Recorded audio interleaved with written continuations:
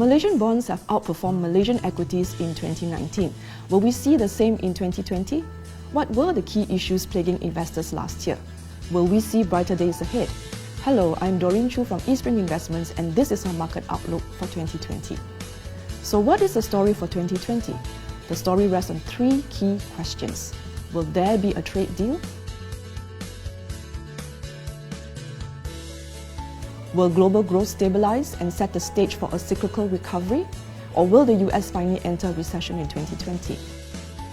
Are there any domestic catalysts in sight?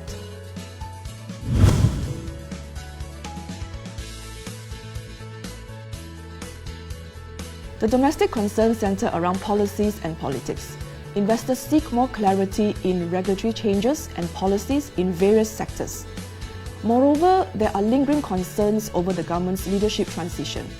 In addition, the performance of the cabinet has been mixed at best. Malaysian equities remain out of favour among foreigners as evidenced by flows. We have seen net foreign outflows out of Bursa amounting to 8.4 billion from January to October this year. Domestic GLCs have also been mandated to allocate more funds overseas. Corporate earnings growth is critical to support the market. Earnings growth in 2020 should be stronger than 2019 on a year-on-year basis, rebounding from a low base. Recently, the Bloomberg consensus earnings estimates were revised upwards for sectors like energy, technology, consumer and plantations. Generally, we see moderate earnings recovery in 2020.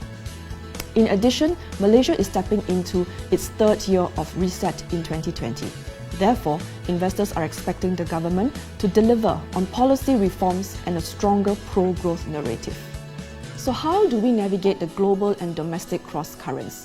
What strategy do we use in a low interest rate and low growth environment? First of all, the index is already trading at fair value, so stock picking becomes more important. But which stocks do we pick? Obviously, companies that still show growth are priced in an environment with growth scarcity. Companies with quality and resilience are also preferred.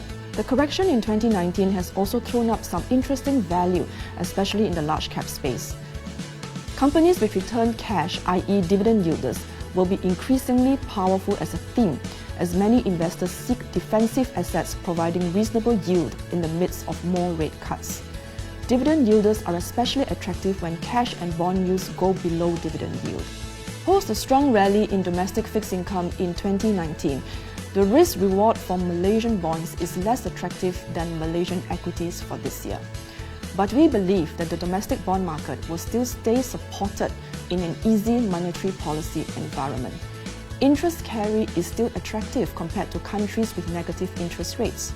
In conclusion, although the KLCI valuation is uncompelling at this level, we are less negative on Malaysian equities over the next 12 months as the market correction in 2019 has priced in weaker fundamentals.